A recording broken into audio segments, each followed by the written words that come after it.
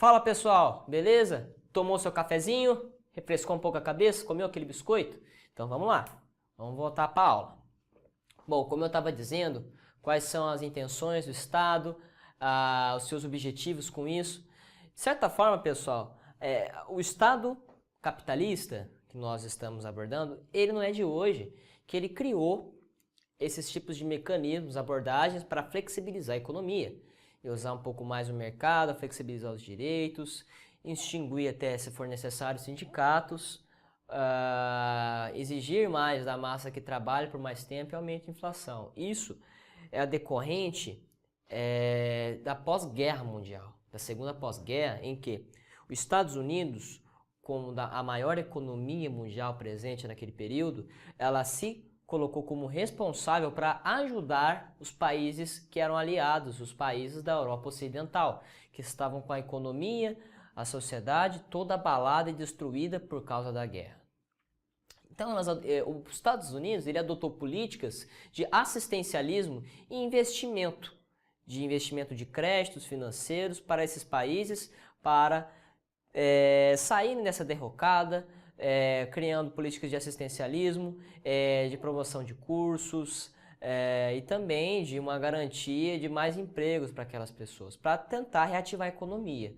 Então adotaram política de medidas de estado de bem-estar social, né? De assistencialismo aos mais pobres, de uma forma de tentar tornar a sociedade coesa e impedir rebeliões, revoltas sociais.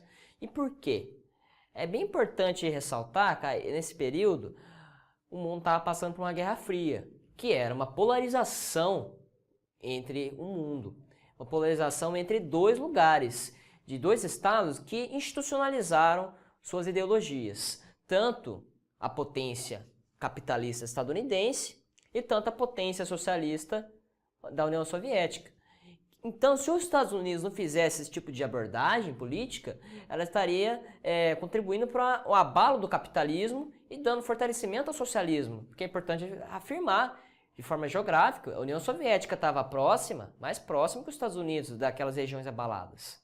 Então, não foi à toa essa estratégia geopolítica dos Estados Unidos. Então, de certa forma, para reativar a economia, eles foram fazendo com que o Estado desse assistência. No entanto, conforme o tempo, o déficit, a dívida de créditos começou a aumentar muito, né? Que os Estados Unidos não conseguiam mais aguentar e também os Estados ocidentais não conseguiam contribuir para o pagamento desses créditos, gerando essa grande dívida. Com isso, acabou tornando o Estado público muito endividado e consequentemente, possivelmente a falência, com inflações exorbitantes, com muitas vezes atraso de pagamentos, enfim. Uma das estratégias que eles pensaram foi uma forma de tentar tirar o Estado do controle, tirar o Estado de todo o controle de assistência social, de institucionalização dos sindicatos, de uma desdemocratização, porque querendo ou não, uma democratização gerava também dívida, mais inflação, e não tanto um retorno de produção econômica, porque como a inflação estava muito mais alta, era necessário fazer emissão de mais dinheiro, a inflação não conseguia se retornar, criando aquela bola de neve. Então, a estratégia que o Estado teve foi de transferir a base popular da política para o mercado no capitalismo moderno. Quem vai cuidar da sociedade não vai ser mais o Estado, eu vou dar para o mercado fazer isso.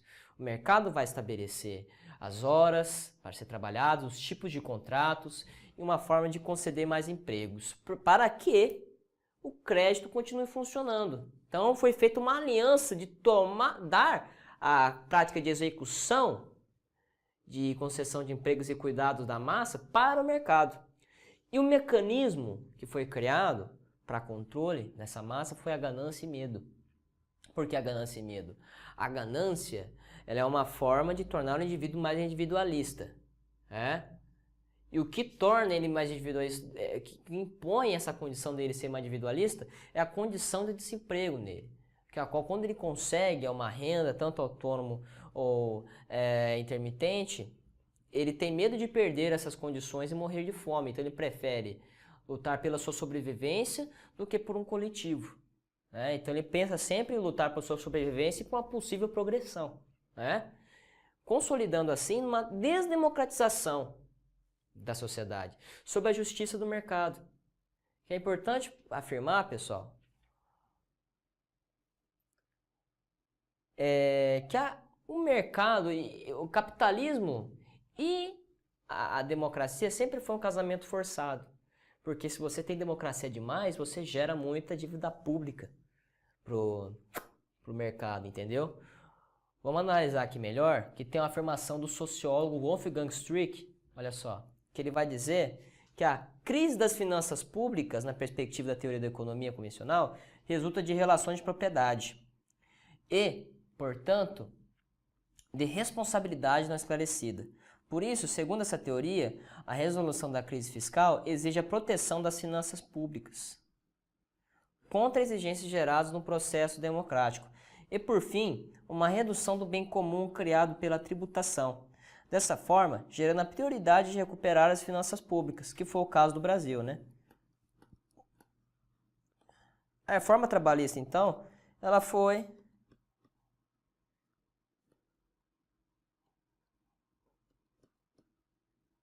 uma forma de recuperar as finanças públicas.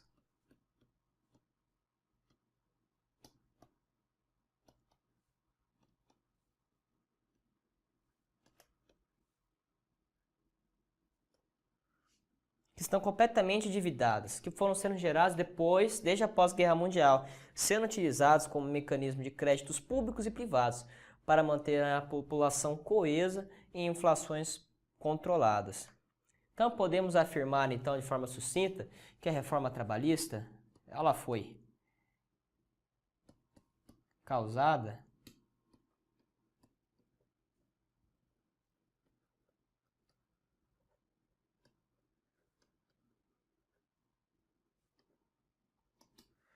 como uma tentativa de diminuir as dívidas públicas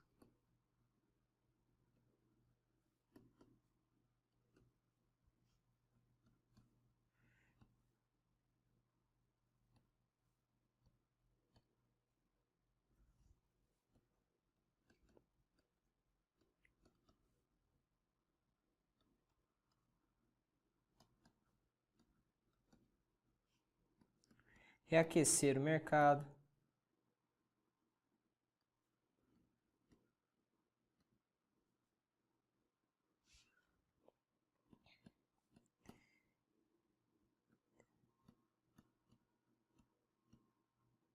tornar o Estado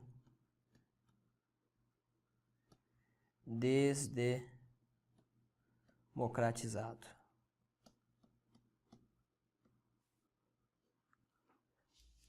Então, pessoal, colocam o trabalhador, né, a massa, numa condição de servidão.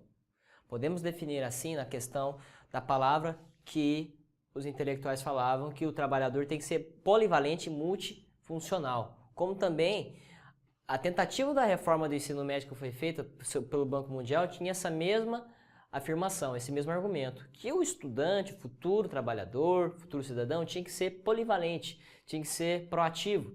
Ele tinha que, através da escola, ter todas as habilidades possíveis para poder aprender a se virar sobre todas as diversidades. Aprender a fazer várias coisas ao mesmo tempo para não depender de apenas uma ação, uma mão de obra qualificada, especializada. Ele tinha que aprender a se virar para ser o seu provedor de produção. Né? Mas será que essa ideia realmente ser efetiva é colocada em prática na nossa sociedade? Será que uma pessoa comum consegue, tem condições de trabalhar de várias coisas, como mecânico, como pedreiro, como uma pessoa consegue fazer manutenção em computador, conseguir fazer jardim, digamos, várias coisas. Será que um ser humano consegue ser capaz de fazer isso? Consegue sobreviver dessa forma? E será que as empresas colaboram para esse tipo de condição? É essa problematização que eu deixo para vocês. Né? Então, a nossa aula acaba terminando por aqui. Espero ter sido claro nessa aula, que vocês tenham gostado. Qualquer coisa, qualquer dúvida, comentem no meu canal. Curtem o vídeo, se inscrevam no canal, por favor. Eu agradeço desde já quem já está inscrito, quem está gostando, quem está me apoiando. Sou muito grato por isso mesmo, de coração. Então, pessoal, vou me despedindo de vocês aqui. Muito obrigado. Até já.